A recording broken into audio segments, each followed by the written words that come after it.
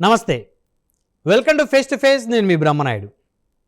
గుంటూరు నగరంలో స్థానికంగా ఎక్కడ ఏ సమస్య వచ్చినా వెంటనే స్పందించేటువంటి మనస్తత్వం, మొదటి నుంచి కూడా వంగవీటి మెగా కుటుంబాల అభిమానిగా, వీర విధేయుడిగా పేరు తెచ్చుకున్నటువంటి ఎడ్ల నాగమల్లేశ్వరరావు గారు 2024 ఎన్నికలకు ముందు సడన్గా వైఎస్ఆర్ కాంగ్రెస్ పార్టీకి చేరి ఎన్నికల ఫలితాల తర్వాత వైకాపాకి రాజీనామా చేశారు.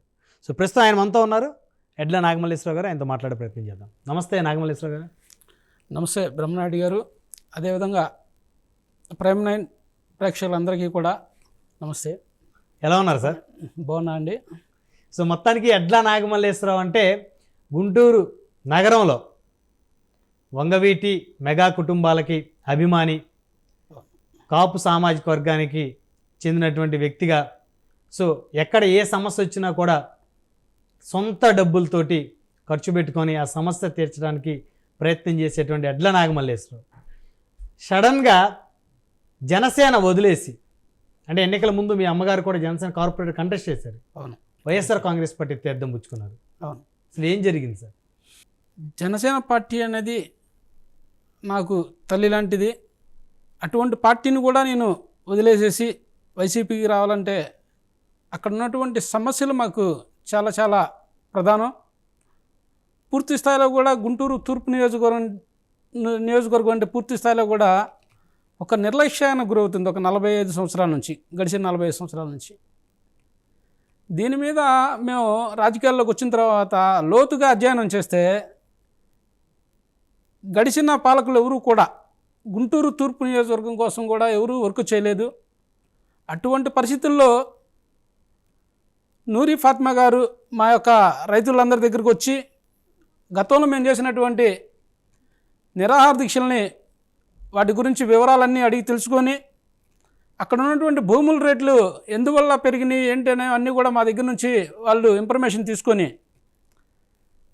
అక్కడ ఉన్నటువంటి స్థానికంగా మన రాష్ట్ర స్టాంప్స్ రిజిస్ట్రేషన్ శాఖ ఐజీ గారి దగ్గరికి మమ్మల్ని అందరినీ తీసుకొని వెళ్ళి దీని మీద వాళ్ళని వివరణ కోరారు. ఓకే.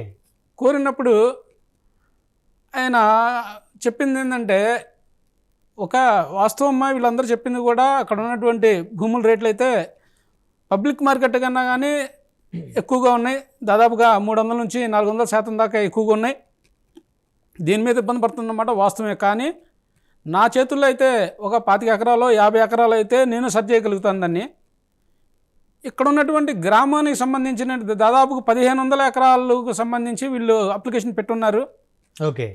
దీనికి కనుక మేము చేయాలంటే అసెంబ్లీలో బిల్లు పాస్ చేయాల్సిందే, జీవో అనేది ఒకటి చేయాలి. కాబట్టి అటువైపు నుంచి మీరు చేయండి అని చెప్పేసి ఆయన చెప్పడం జరిగింది. ఆ క్షణంలో రైతులందరి సమక్షంలో ఆమె హామీ ఇవ్వటం జరిగింది. నూరి ఫాతిమా గారు తప్పకుండా కూడా నియోజకవర్గానికి సంబంధించి వెనకబడిపోవడానికి కారణంలో మొదటగా ఈ యొక్క భూముల రేట్లు. అంటే ఇప్పుడు మీరు వెళ్ళి అడిగారా, లేకపోతే ఆవిడే పిలిపించి సమస్యల మీద మీరు ఆల్రెడీ ఫైట్ చేస్తున్నారు కాబట్టి నేను తీరుస్తాను ఈ సమస్యలు మన పార్టీలోకి రండి అని అడిగారా? అవును, ఆమె వచ్చి అడిగారు. వచ్చి అడిగిన తర్వాత మేమంతా కూడా ఒక మాకు స్థానికంగా కాపు కళ్యాణ మండపం ఒకటి ఉంది, అక్కడికి రైతులందరినీ అక్కడ సమావేశపరిచి ఆ సమావేశానికి నూరి ఫాతిమా గారిని ఆహ్వానించాం. మేడం గారు వచ్చి అక్కడ ఉన్నటువంటి సమస్యలన్నీ కూడా పూర్తి స్థాయిలో విని అక్కడికి వెళ్ళి ఆ హామీ ఇప్పించడం జరిగిందనమాట. ఆ క్షణంలో మేము ఏంటంటే నియోజకవర్గ అభివృద్ధి కోసం సొంత పార్టీ జనసేన పార్టీని రాజీనామా చేయాలంటే ఆ వారం రోజులు నేను పడ్డ మానసిక ఘర్షణ చాలా చాలా నాకు ఇప్పుడు కూడా గుర్తొస్తూనే ఉండిద్ది. ఎందుకంటే ఒక పక్కనేమో ఎంతో ఇష్టమైనటువంటి జనసేన పార్టీ, మరొక పక్కన నియోజకవర్గ స్థాయిలో ఉన్నటువంటి సమస్యలన్నీ కూడా మాకు చాలా చాలా ఇంపార్టెంట్గా, కాబట్టి తప్పకుండా కూడా దీని మీద ఏదో ఒకటి మేము నిర్ణయం తీసుకోవాల్సి వచ్చింది. అప్పుడు నా ఒక్కడి వల్ల జనసేన పార్టీ అయితే ఆగదు, నియోజకవర్గానికి నా వల్ల ఏమైనా మేలు జరిగిద్దాం అని చెప్పేసి నేను పార్టీకి వైసీపీలో జాయిన్ అవ్వడం జరిగిందనమాట.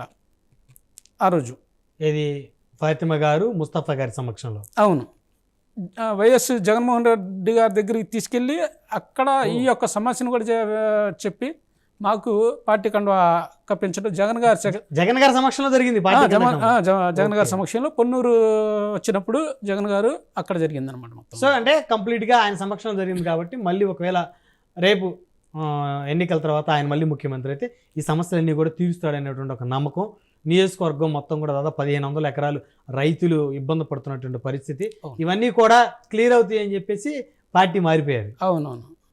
ఇక్కడ ప్రధానంగా చెప్పాల్సింది ఏంటంటే ఇప్పటి వరకు చేసిన ఎమ్మెల్యేలు ఎవరు కూడా ముందు మా సమస్యనే వాళ్ళు వినలా. ఇంతవరకు గడిచిన ఎమ్మెల్యేలు ఎవరు వినలా. చివరికి ముస్తాఫా గారితో సహా కూడా ఎవరు వినలా. నూరి ఫాతిమా గారు చేయగలిగిందంటే ఒక తల్లిలాగా వచ్చేసి పూర్తి స్థాయిలో వినింది. దీని మీద వెంటనే ఏం చేయాలనే ఆలోచన కూడా చేసింది.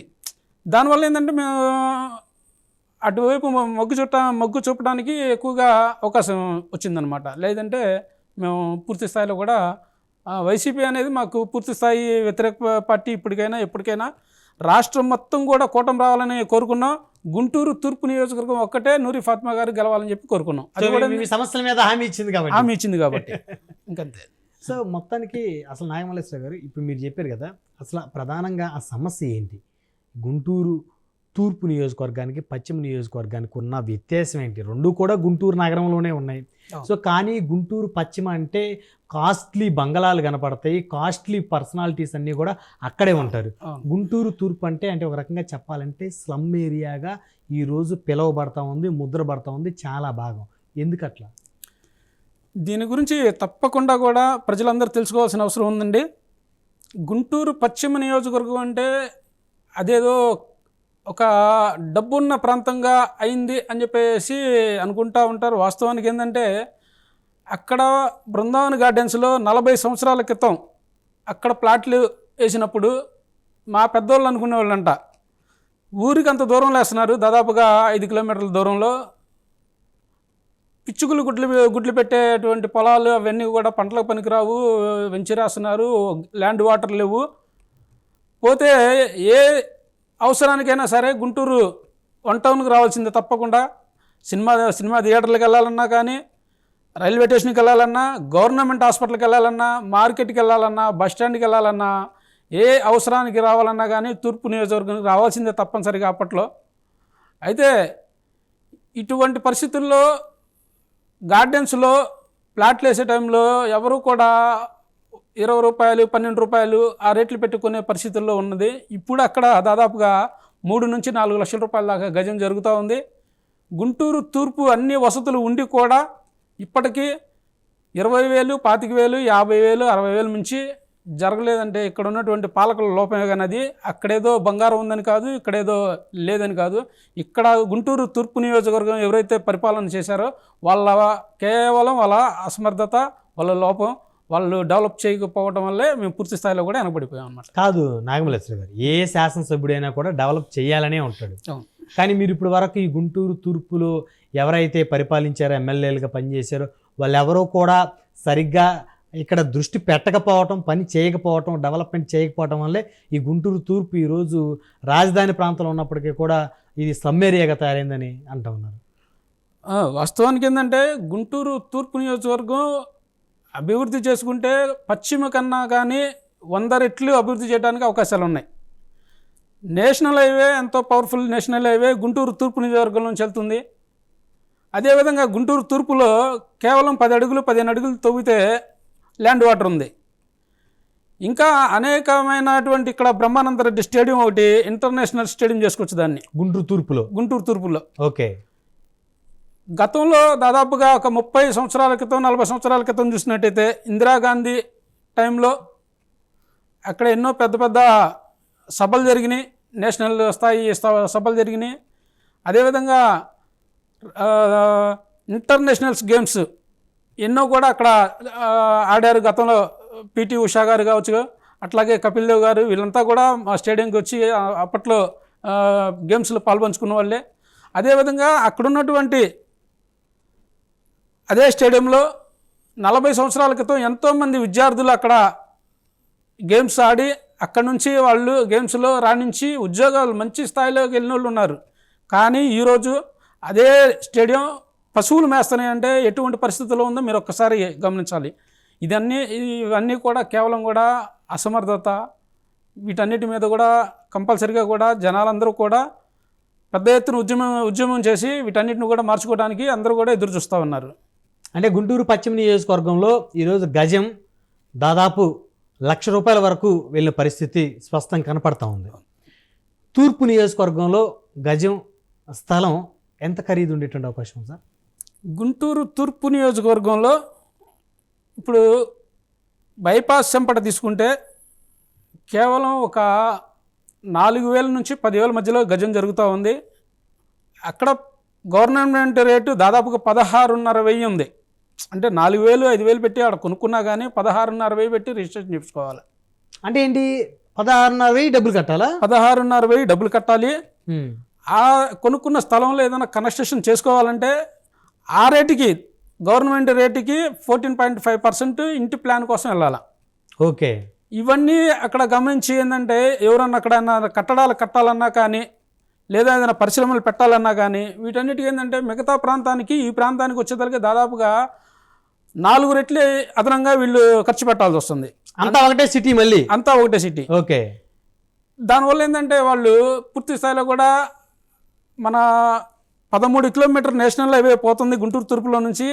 అక్కడ కనీసం ఇప్పటి వరకు కూడా 40 సంవత్సరాలు 50 సంవత్సరాల క్రితం ఉన్నటువంటి ఆటో నగరు తప్పించి ఏటుకూరు రోడ్లో ఉన్నటువంటి పత్తి మిల్లులు తప్పించి మధ్యలో ఎక్కడ కట్టడాలు రాలేదంటే కేవలం ఇదే కారణం. ఇది ఒక భాగం ఇట్లా ఉంటే మరొక పక్క నుంచి రైతుల వైపు నుంచి వాళ్ళు 25 సంవత్సరాల క్రితం 40 సంవత్సరాల క్రితం అప్పుడున్న రేటు దాదాపుగా ఒక 40,000 50,000 గజం అదే ఎకరం ఉండేది. ఈరోజు అది గవర్నమెంట్ రేటు ప్రకారం 7 కోట్లుగా చూపిస్తున్నారు ఒక ప్రాంతంలో.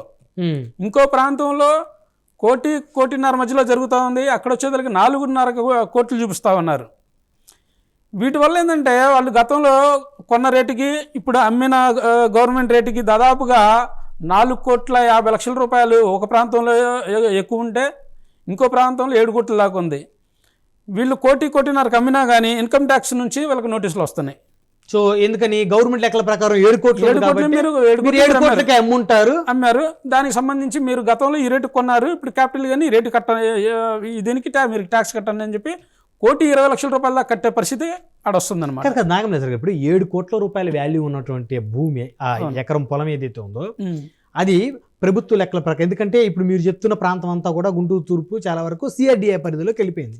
వెళ్ళిన తర్వాత మీకు సమస్య వచ్చింది. చంద్రబాబు నాయుడు గారు నవ్యాంధ్రప్రదేశ్ మొదటిసారి ముఖ్యమంత్రి అయిన తర్వాత రాజధాని అమరావతి మార్చిన తర్వాత అక్కడ సిఆర్డీఏ పరిధిలోకి మీరు చెప్పిన భూములు తీసుకొచ్చిన తర్వాత వచ్చిన సమస్య ఇది. అవును, నాకు ఐడియా ఉంది సమస్య మీద పూర్తిగా. అయితే 7 కోట్ల రూపాయలు విలువైనటువంటి ఆ ఎకరం భూమి ఏదైతే ఉందో ప్రభుత్వ లెక్కల ప్రకారం 7 కోట్లు. మరి ప్రైవేట్గా 7 కోట్లు కొనడానికి ఎవరు ముందుకు రావట్లేదా? 7 కోట్లు కాదు, వైసీపీ గవర్నమెంట్లో పక్కనున్నటువంటి ఏటుకూరు కానీ లాల్పురం కానీ బుడంపాడు ప్రాంతాల్లో అక్కడ ఉన్నటువంటి గవర్నమెంట్ రేటుకి 2 రెట్లు ఇచ్చి భూమి తీసుకుంటా ఉన్నారు. ఆ టైంలో మేము ప్రభుత్వానికి లెటర్లు పెట్టుకున్నాం రైతుల వైపు నుంచి. కలెక్టర్ గారికి కావచ్చు, స్థానిక ఎమ్మెల్యేలకి, అదేవిధంగా స్టాంప్స్ అండ్ రిజిస్ట్రేషన్ ఐజీ గారికి, డిఐజీ గారికి, వీళ్ళందరికీ కూడా లెటర్లు పెట్టుకున్నాం. మా పొలం మిగతా అన్ని ప్రాంతాల్లో 2 రెట్లు ఇచ్చుకుంటున్నారు, మేము హాఫ్ రేటుకి ఇస్తాం. కేవలం మా ఉన్న మీరు అయితే గవర్నమెంట్ రేటు చూపించారో దానికి 50% తక్కువగా, అంటే వాళ్ళకి అర్థమయ్యే విధంగా 1 ఎకరం కొంటే ఇంకో ఎకరం ఉచితంగా కూడా ఇస్తామని చెప్పాం మేము అక్కడ. ఓకే. కానీ వాళ్ళు తీసుకున్నా. అట్లా ఇయటానికి కారణం ఏంటంటే రేటు పరంగా మేము సగం రేటుకి ఇచ్చిన ఇన్కమ్ ట్యాక్స్ నుంచి మాకు ఈ బాధలు ఉండవు అన్నమాట. వచ్చే డబ్బులు ఏదో మా చేతికి వస్తాయి. అట్లా కాకుండా 7 కోట్ల రేటు మీద వేరే వాళ్ళకి ఎవరికి అమ్మామనుకోండి, అదేంటంటే దాదాపుగా 1,20,00,000 నుంచి 1,50,00,000 దాకా ఇన్కమ్ ట్యాక్స్ కట్టమని చెప్పి నోటీసులు వస్తున్నాయి. ఈ డబ్బులు ఏం చేశారని చెప్పేసి మళ్ళీ దాన్ని ఒక లీగల్ ఇష్యూ అవుతుంది అనమాట. అంటే కొనుక్కునే వాళ్ళు కూడా రారు. ఎందుకు రారంటే 7 కోట్ల వాల్యూషన్ గవర్నమెంట్ చూపిస్తుంది. అవును. సో ఒరిజినల్ గా వాటి వాల్యూ అక్కడ అభివృద్ధి లేకపోవడం వల్ల, రోడ్లు లేకపోవడం వల్ల, కరెంట్ లేకపోవడం వల్ల వాటి వాల్యూ 1,00,00,000 మీరు చెప్తున్నారు. అంతే, అక్కడ వస్తుంది మెయిన్ సమస్య. వాస్తవానికి ఏంటంటే ఈ రేట్లు ఏదైతే తగ్గిస్తారో, తగ్గించిన తర్వాత అక్కడ ఉన్నటువంటి ఎవరైతే వ్యాపారస్తులు ఉన్నారో వాళ్ళందరూ కూడా వచ్చి ఇక్కడ పెట్టుబడులు పెట్టుకోవడానికి అవకాశం ఉంటుంది. ఓకే. దీనివల్ల ఏంటంటే అక్కడ ఉన్నటువంటి 1,50,00,000 జరిగే ల్యాండ్ ఇప్పుడు ఎకరం ఏదైతే ఉందో అది 2.5 కోట్లు 3 కోట్లకి వెళ్ళడానికి అవకాశం ఉంటుంది. ఎప్పుడంటే అది రేట్లు అక్కడ రేటు తగ్గిస్తే తగ్గించకపోతే ఏంటంటే వాళ్ళు అయ్యే రిజిస్ట్రేషన్ ఖర్చులు కూడా రైతుల దగ్గర నుంచే తీసుకుంటున్నారు. వాళ్ళు 7 కోట్లకి చేయాలంటే దాదాపుగా 56 లక్షల రూపాయలు వాళ్ళు రిజిస్ట్రేషన్ ఛార్జీలు అవుతున్నాయి. వాళ్ళు ఏం చేస్తున్నారంటే ఆ ఖర్చు కూడా వీళ్ళ మీదే పెట్టేస్తున్నారు. దానివల్ల ఏంటంటే తగ్గించి అడుగుతున్నారు. ఎంత అమౌంట్ కట్టే పరిస్థితి లేనప్పుడు ఏంటంటే వాళ్ళు అక్కడ ఉన్నటువంటి ఒరిజినల్ రేటు అడగడానికి అవకాశం ఉంటుంది, రేట్లు పెరిగే అవకాశం ఉంటుంది. అదేవిధంగా కట్టడాలు కూడా వచ్చే అవకాశాలు ఉన్నాయి. కట్టడాలు వస్తే ఏంటంటే అక్కడ స్థానికంగా డెవలప్ అవుతూ ఉంటుంది, ఇంకా భూమి రేటు పెరిగింది, భూమి రేటు పెరిగింది, స్థానికంగా డెవలప్ అవుతూ ఉంటుంది. అక్కడ ఉన్నటువంటి ఎవరైతే యువత ఉన్నారో వీళ్ళందరికీ కూడా ఏదో పని దొరికిద్ది ఖచ్చితంగా. ఏదైనా వ్యాపారాలు చేసుకోవడానికి కావచ్చు, లేదంటే ఏదైనా ఆటో వేసుకునే వాళ్ళకి కావచ్చు, లేదైనా బిల్డింగ్లు వర్కర్లు కావచ్చు, ఏదైనా వర్క్ చేసే వాళ్ళందరికీ ఏదో ఒక రకంగా చేతి పనులు దొరుకుతూ ఉంటాయి. అదేవిధంగా ఏంటంటే ఏదైనా స్థానికంగా కూడా కొంత ఉద్యోగాల పరంగా కూడా రావడానికి కూడా అవకాశాలు ఉంటాయి. కానీ ఇంత పెద్ద సమస్యని మరి ఎవరైతే 1500 ఎకరాల భూములు ఉన్న రైతులు, మరి మీ అందరికి ఒక అసోసియేషన్ ఉందా సార్? పాత గుంటూరు రైతు సంఘం అంటే దాదాపుగా మేము 2020 నుంచి కూడా ఈ సమస్య 2017 నుంచి మా పెద్దలు ఉద్యమం చేస్తూ ఉన్నారు.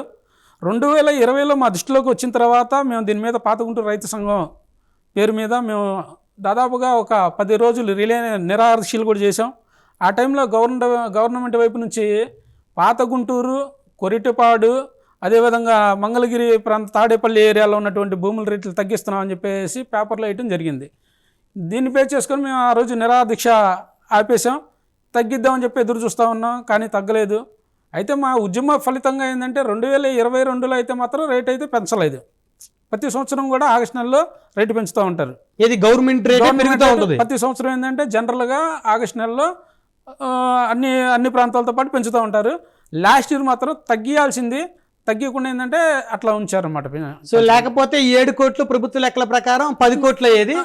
సో వచ్చే కొనేవాళ్ళు మాత్రం అక్కడ ఉన్న పరిస్థితులు, డెవలప్మెంట్, రోడ్స్, వాటి వల్ల అక్కడ మార్కెట్ లేదు కాబట్టి 1.5 అమ్మేది, ఈ రేట్లు పెరుగుతూ ఉండేవి. అవును. సో ఉద్యమం వల్ల అట్లీస్ట్ పెంచకుండా అలా హోల్డ్ చేశారు. అవునవును.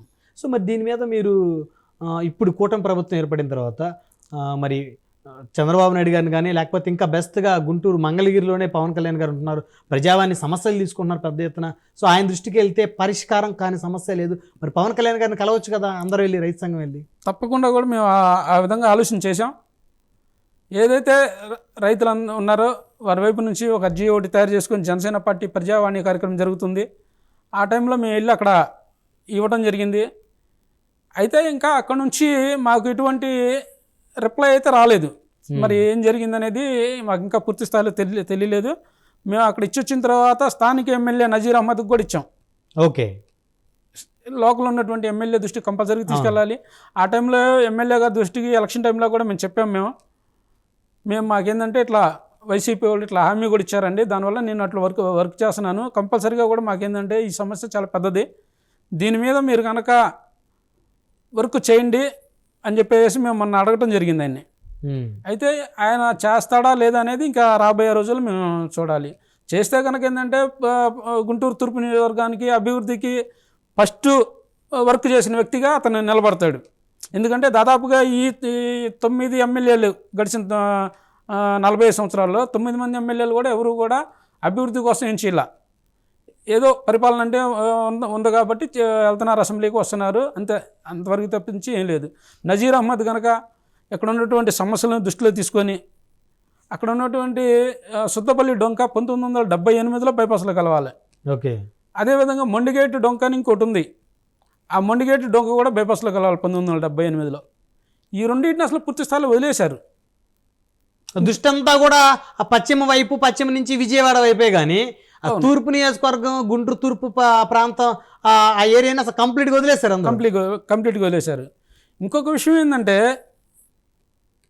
గతంలో దాదాపుగా ఒక 20 సంవత్సరాల క్రితం గుంటూరు తూర్పు నియోజకవర్గానికి న్యూ గుంటూరు రైల్వే స్టేషన్ ఒకటి రావాల్సి ఉంది. ఓకే, దానికి మణిపురం రైల్వే స్టేషన్ అని చెప్పేసి పేరు కూడా పెట్టారు. అయితే దానికి సంబంధించి ప్లాట్ఫారం కట్టడం కానీ ఇవన్నీ ఏమీ లేదు. గవర్నమెంట్ రికార్డుల ప్రకారం అయితే మణిపురం రైల్వే స్టేషన్ చూపిస్తూ ఉంది, కానీ దాని ప్లాట్ఫారం కట్టడం కానీ ఇవన్నీ ఏం చేయకుండా తూర్పులో అప్పుడున్నటువంటి ఎమ్మెల్యేలు ఏం చేశారంటే, మాకు స్థానికంగా గూడి షెడ్ ఒకటి ఉంది, ఏదన్నా వ్యాపార ఎగుమతులు కానీ రావాల్సిన దిగుమతులు కానీ ఇవన్నీ కూడా అక్కడ జరుగుతూ ఉండేవి. వీళ్ళు ఏం చేశారంటే తీసుకెళ్ళిపోయి new Guntur railway station board దానికి తగిలిచ్చారు. ఓకే. దాన్ని తగిలిచ్చేసి అది న్యూ గుంటూరు రైల్వే స్టేషన్ అంటున్నారు. ఇప్పుడు అది న్యూ గుంటూరు రైల్వే స్టేషన్ లేకపోతే గూడి షెడ్డా చెప్పాల్సిన బాధ్యత అధికారుల మీద ఉంది. ఎందుకంటే మాకు గూడి షెడ్ అయితే న్యూ గుంటూరు రైల్వే స్టేషన్ తూర్పు నియోజకవర్గంలో పెట్టాలి. అవును. పెడితే ఏంటంటే కంపల్సరీగా కూడా ఆ ప్రాంతం డెవలప్ అయ్యింది. నజీర్ అహ్మద్ గారికి ఏంటంటే గుంటూరు తూర్పుకి కోసం డెవలప్మెంట్ కోసం పనిచేసినట్టుగా ఆయనకు కూడా ఆయన చరిత్రలో నిలబడిపోతారు. ఎందుకంటే ఇప్పుడు దాకా ఎవరు చేయలేదు కాబట్టి. అదేవిధంగా లేదు అదే న్యూ గుంటూరు రైల్వే స్టేషన్ అంటే గూడి షెడ్ అక్కడ పెడతారు అదేనే చెప్పాలి. ఏం లేకుండా ఏంటంటే అట్లా తగిలిచ్చేసి అట్లా ఉంటే ఏంటంటే కుదరదు.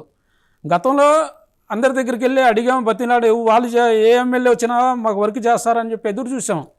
ఇప్పుడు ఆ పరిస్థితి లేదు. ఇప్పుడు ఏదైనా కానీ మేము అందరం కలిసి కూడా అవసరమైతే ఎదురు తిరిగి ఉద్యమం చేసినా కానీ సాధించుకునే ఆలోచనలోకి వచ్చేసాం పూర్తి స్థాయిలో కూడా. ఎందుకంటే ఇది ఒక 5 సంవత్సరాల్లో జరిగిన పరిణామం కాదు. 45 సంవత్సరాల నుంచి కూడా పూర్తిగా నిర్లక్ష్యానికి గురవుతా ఉన్నాం. నగరంలోనే ఉన్న నియోజకవర్గం నిర్లక్ష్యానికి గురవుతుంది. 45 ఇప్పుడు రాజధాని ప్రాంతం నియోజకవర్గం అనాలి దీన్ని కూడా. ఎందుకంటే ఈ విజయవాడ నుంచి గుంటూరు వరకు కూడా అన్ని రాజధాని కిందకి వస్తుంది కాబట్టి. వాస్తవానికి ఇప్పుడు గుంటూరు బస్టాండ్ నుంచి కేవలం పాత గుంటూరు 1 కిలోమీటర్ దూరంలో ఉంటుంది. ఆ రోజు అది ఈ 40 సంవత్సరాల్లో కొన్ని రోడ్లు అయితే ఇప్పటికి కూడా మట్టి రోడ్లుగానే ఉన్నాయి. మట్టి రోడ్లు అంటే దాదాపుగా వినుకొండ అటువైపు ఎక్కడో మారుమూల పల్లెలకు వెళ్తే సిసి రోడ్లు కనపడుతున్నాయి. కానీ గుంటూరు తూర్పులో ఏంటంటే ఈ రోజు కూడా మట్టి రోడ్లే. అభివృద్ధి చూస్తేనే గ్రామ స్థాయి కూడా లేదు.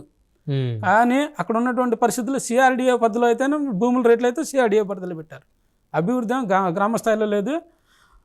పరిస్థితి చూసి సిఆర్డిఏ పరిస్థితి ఉంది. ఆ స్థాయిలో మరి నిధులు అక్కడ కేటాయించి ఏవైతే ఉన్నాయో డొంకలు బైపాస్ కలవాల్సినవి అవి కానీ రైల్వే స్టేషన్ కానీ. ఇంకొక చిన్న విషయం ఏంటంటే గుంటూరు టౌన్లో నుంచి వచ్చే ప్రతి డ్రైన్ కూడా మా పాత గుంటూరు వైపు నుంచి బైపాస్ దాటి వెళ్తాయి ముందుకి. అయితే బైపాస్ వేసేటప్పుడు కంపల్సరీగా కూడా అక్కడ ఉన్నటువంటి పాత రోజుల్లో వేసినటువంటి తూములు ఉండేవి. బైపాస్ రోడ్డు కింద తూములు ఉండేవి. ఆ తూములు తీసేసి వాటి స్థానంలో కానాలు కట్టాలి, బాక్సులు. అయితే ఇప్పుడున్న ఎమ్మెల్యేలు ఎవరు కూడా అటువైపు కనీసం తిరిగి కూడా చూడాల. దానివల్ల ఏంటంటే వాళ్ళు నేషనల్ హైవే వేసేవాళ్ళు దాని మీద ఎట్లాగా ఉంచేసి హైవే వేసుకుంటూ వెళ్ళిపోయారు. ఈరోజు టౌన్లో ఏ వర్షం వచ్చినా వరద వచ్చినా కానీ ఆ తూములు వాటర్ లాగలేక, అదేవిధంగా టౌన్లో వస్తున్నటువంటి వ్యర్థాలు ఏదైతే ప్లాస్టిక్ ఉందో ఇవన్నీ కూడా ఏంటంటే కాలంలో కలవటం, ఇవన్నీ చివరిగా ఆడకు వచ్చేసి ఆ తూములకు అడ్డం పడటం, అవి మొత్తం కూడా టౌన్లో ఉన్నటువంటి 4వ వార్డు కావచ్చు, 8వ వార్డు కావచ్చు ఇళ్లల్లోకి వెళ్ళిపోతున్నాయి నీళ్ళు. ఒక వర్షం వచ్చిందంటే వాళ్ళు ఆ వర్షం వచ్చి వెళ్ళిపోయిన తర్వాత నీళ్ళన్నీ శుభ్రంగా కడుక్కొని ఇంట్లోకి వెళ్ళాలంటే వాళ్ళకి 2-3 రోజులు పడుతుంది. అటువంటి పరిస్థితుల్లో ఉన్న ఆ రోజుల్లో ఉన్నటువంటి ఎమ్మెల్యేలు వీటన్నిటి మీద దృష్టి పెట్టాలి. ఇప్పుడు పెట్టకపోవడం అనేది చేసేదానికి ఏంటంటే గురైపోయింది చాలా. సరే, ఇప్పుడు మార్కెట్ ఉంది కదా, గుంటూరు మార్కెట్ 1 టౌన్ కిందకి వస్తా, 2 టౌన్ కిందకి వస్తా? గుంటూరు కూరగాయల మార్కెట్ వచ్చి తూర్పు నియోజకవర్గంలో ఉంది. ఓకే. మిర్చి మార్కెట్ వచ్చేదానికి పశ్చిమ నియోజకవర్గంలో ఉంది. కూరగాయల మార్కెట్ వచ్చేదానికి తూర్పు నియోజకవర్గంలో ఉంది. ఇంకోటి ఏంటంటే ఏదైనా సండే ఆట విడుపు కోసం వెళ్ళాలంటే ఏదైనా సినిమా థియేటర్లు అన్నీ కూడా తూర్పులోనే ఉన్నాయి. మానస సరోవరం అనేది ఒకప్పుడు ఎంతో ఖర్చు పెట్టి దాని మీద చేశారు. కానీ దాన్ని డెవలప్మెంట్ కోసం ఎవరు కూడా దాన్ని బాగు చేయడం కోసం కానీ లేదా దాన్ని మరమ్మతులు చేయడానికి కానీ నిధులు కేటాయించిపోయేదానికి అక్కడ ఉన్నటువంటి మానస సరోవరం కేవలం గంజాయి తాగే వాళ్ళకి, అసాంఘిక కార్యక్రమాలు చేసే వాళ్ళకి, అదేవిధంగా పేకాట్లాడే వాళ్ళకి ఆనవాళ్ళుగా ఉండిపోయింది. కానీ ఎవరు కూడా టేపు తిరిగి కూడా చూడట్లే. ఇవన్నీ ఏంటంటే చెప్పుకుంటూ పోతే పాలకుల నిర్లక్ష్యం అయితే బాగా గట్టిగా కనపడతా ఉంది. దీని మీద ప్రజలందరూ కూడా ఇంకా ఒకటే ఆలోచనలోకి వచ్చారు. పెద్ద ఎత్తునైనా చేస్తే చేస్తారు, చేయకపోతే చేపించుకుందాం. మనం ఉద్యమాన్ని ఉధృతం చేయాల్సిన సమయం వచ్చింది. కంపల్సరిగా కూడా ఇంకా ఉద్యమం బాట పట్టడానికి కూడా ప్రజలందరూ కూడా సిద్ధమయ్యారు. మొన్నటిదాకా ఏంటంటే రైతుల వరకే దీని మీద చేస్తూ వచ్చారు. ఇప్పుడు అక్కడ ఉన్నటువంటి స్థానిక యువతలో కూడా ఆలోచన వచ్చింది. మరి అంతే కదా, ఎందుకంటే డెవలప్ అయితే సో వారి భూములకి వాల్యుయేషన్ పెరిగిద్ది. ఈ సిఆర్డిఏ చట్టం నుంచి ఆ భూములు వెనక్కి తీసేసుకుంటే వారు భూములు అమ్ముకొని ఏదైనా వ్యాపారం పెట్టుకోవచ్చు. రాజధాని ప్రాంతంలో ఉన్న భూములు, సో వారికి మంచి అవకాశాలు వస్తాయి. ఇండస్ట్రీలు వచ్చినప్పుడు ఆ భూములు రేట్లు పెరుగుతాయి. అవును. ఇప్పుడు ఏదైతే మేము యువతలోకి కూడా ఈ విషయాన్ని గట్టిగా తీసుకెళ్తా ఉన్నాం, అటువైపు నుంచి మిగతా యూనియన్లు ఏవైతే ఉన్నాయో దాదాపు ఎంఆర్పిఎస్ వాళ్ళు కానీ లేదా రాధారంగ మిత్ర మండలి వైపు నుంచి కానీ స్థానికంగా ఉన్నటువంటి సంఘాలు కొన్ని ఉద్యమంలోకి రావడానికి సిద్ధంగా ఉన్నారు. ఎందువల్లంటే దాదాపుగా పశ్చిమ నియోజకవర్గంలో ఉన్నటువంటి ఎస్విఎన్ కాలనీ, గుజ్జునగుళ్ళ అక్కడ గజం వచ్చేదలకి ₹1,00,000, 70,000, 60,000 జరుగుతూ ఉండిద్ది. వాళ్ళు అక్కడ రిజిస్ట్రేషన్ చేయించుకోవాలంటే 16,500 పెట్టి వాళ్ళు రిజిస్ట్రేషన్ చేయించుకుంటారు. మేము ఒక 4,000 కొన్నా కానీ 16,500 పెట్టి చేయించుకోవాలి. ఇవన్నీ కూడా గజానికి గజానికి అక్కడ ఇల్లు కట్టుకుంటే ఎంత ఖర్చు అవుతుందో, అక్కడ ₹1,00,000 పెట్టి ఇల్లు కట్టుకుంటే అయ్యే ఖర్చు ఇక్కడ 10 లక్షలు పెట్టి కట్టుకునే ఇంటి ఖర్చు రెండు ఒకటే అవుతుంది. ఇది ప్లాన్ పరంగా కానీ ఏదైనా చేసుకోవాలన్నా కానీ చాలా దారుణమైన పరిస్థితి. ఇవన్నీ కూడా ఏంటంటే ప్రజల మీద పడుతున్న భారం మొన్నటిదాకా ఏంటంటే అది రైతు సమస్యగా అందరూ అనుకున్నారు.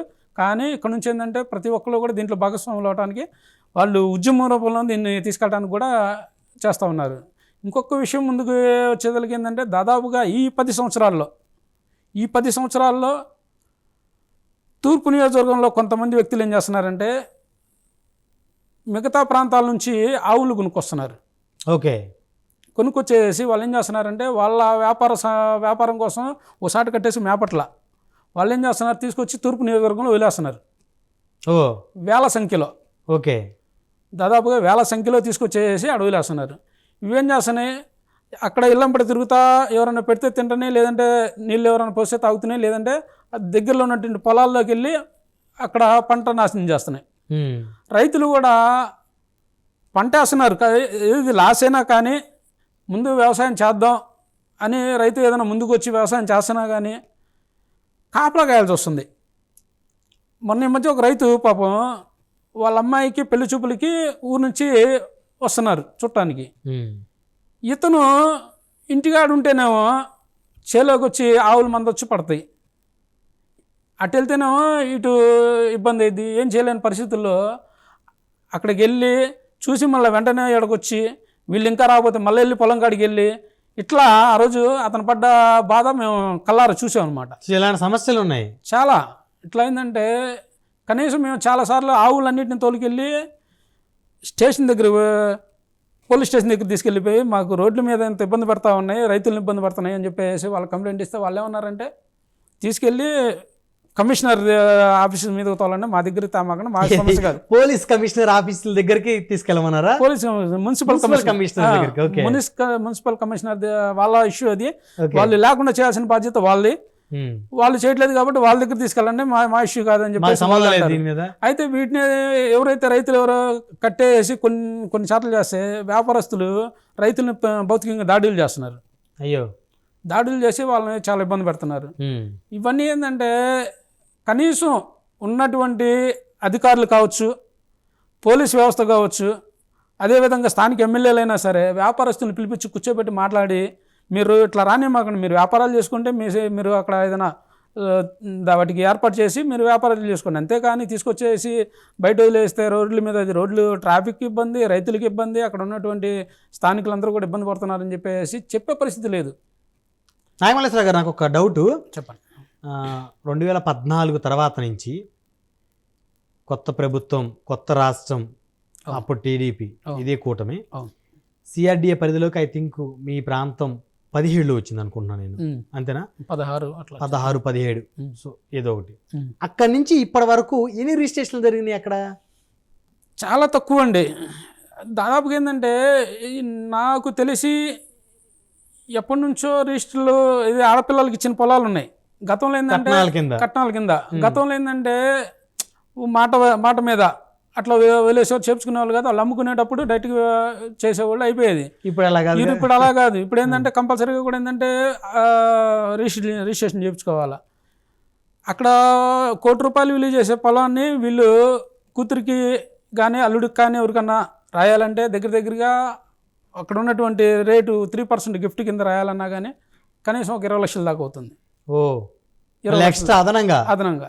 దీనివల్ల ఏంటంటే కొంతమంది చేయించుకోవడం కూడా, రిజిస్ట్రేషన్ కూడా ఆపేస్తారు పూర్తిగా. చాలా దారుణమైన పరిస్థితిలో ఉంది గుంటూరు తూర్పు.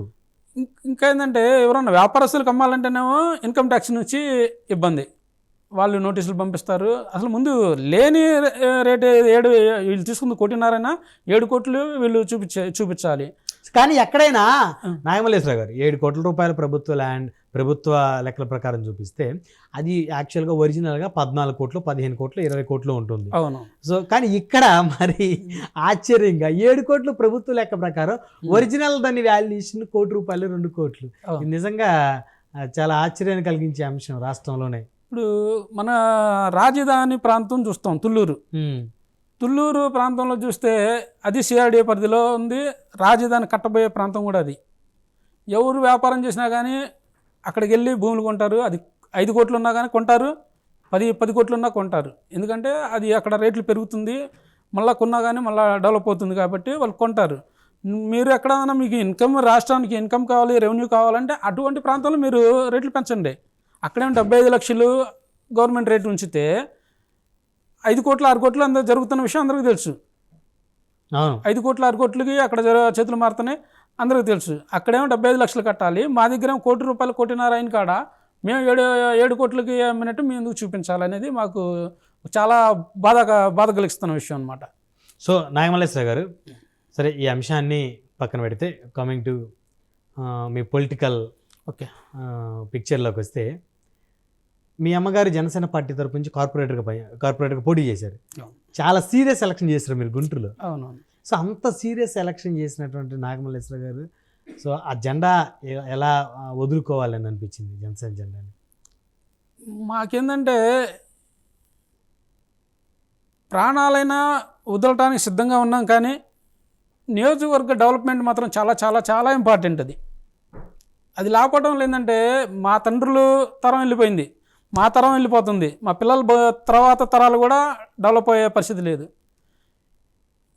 దీనివల్ల ఏంటంటే మాకు పక్కన పార్టీయా పక్కన డెవలప్మెంటా ఏది కావాలన్నప్పుడు ఏంటంటే రాష్ట్రం మొత్తం కూడా నా ఒక్కడి వల్ల అయితే మాత్రం ఇది ఉండదు. అవును, అవసరమైతే రాష్ట్రంలో కూటమి రావాలని చెప్పి బలంగా కోరుకున్నాం. ఈస్ట్లో వచ్చేదలికే మేము పార్టీ మారి, ఎందుకంటే వాళ్ళు హామీ ఇచ్చారు. అదేలేండి. ఇప్పుడు దాకిందంటే ఏ ఎమ్మెల్యే అయినా కానీ గడిచిన గతంలో మా ప్రాంతంకి వచ్చేదలికి అక్కడ ఉన్నటువంటి సుద్దపల్లి డొంకని పరిశీలించడం కానీ, లేకపోతే మొండిగేటి డొంకను పరిశీలించడం కానీ, వీటన్నిటి గురించి ఎవరు శ్రద్ధలు తీసుకోవాలా.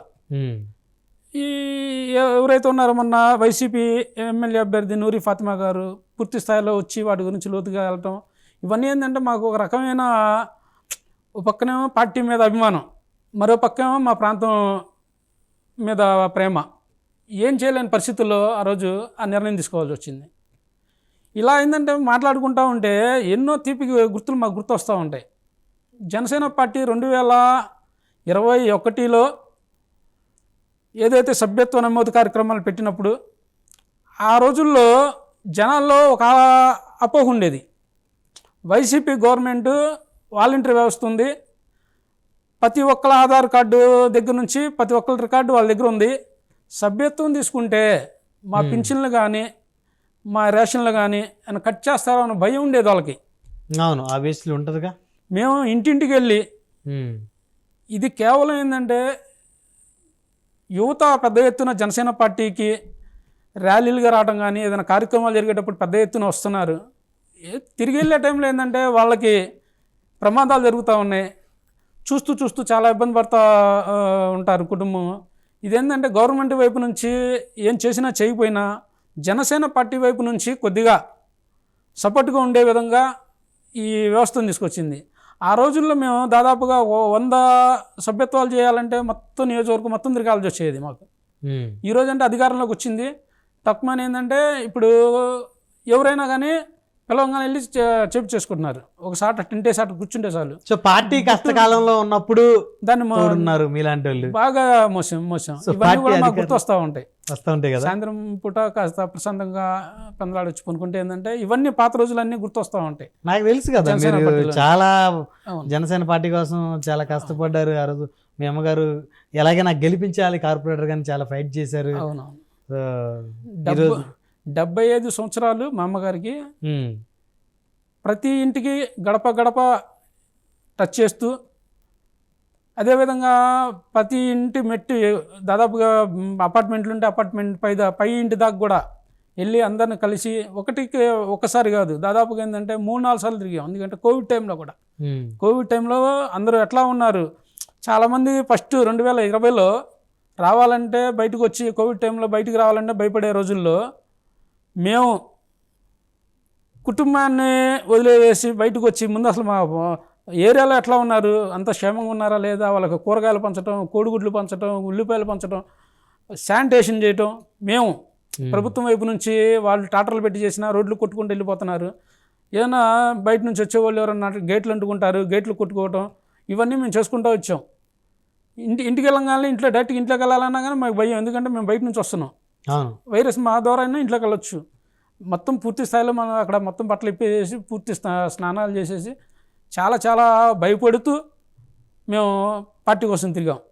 అది మాత్రం చాలా మాకు తీపి గుర్తులాగా ఉండిపోతుంది. ఇప్పటికైనా నాగమల్లేశ్వరరావు గారు స్థానికంగా గుంటూరులో తూర్పు నియోజకవర్గంలో ఎడ్ల నాగమల్లేశ్వరరావు అంటే జనసేన నాయకుడు కానీ గుర్తింపు ఉంది. కానీ సో వైసీపీలో ఐ థింక్ మీరు మహా అయితే 15 రోజులు 20 రోజులు ఉన్నారేమో.